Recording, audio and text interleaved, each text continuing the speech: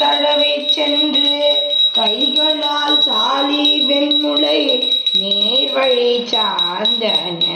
கோழி வாரில் இடா நிறைய கொண்டு வந்து உள்ளை மீண்டன வந்த பெண் மனைவி யாரும் வாழ்தலில் நின்று வாங்கி சிந்தையில் விரும்பி நீர் சேற்றினை அலம்பி ஊற்றி வெந்தையல் அடுப்பின் மூட்ட விறகில்லை என்ன மேலோர் அந்த மெல்மனையில் நீடும் அழகினை அறுத்து வீழ்ந்தார் முறித்தவை அடுப்பின் மாட்டி முளைவித்து பதமுன் கொள்ள வருத்த பின் அரிசியாக்கி வாக்கிய உலையில் பெய்து வெறுப்பெரியின் அடிசீழாக்கி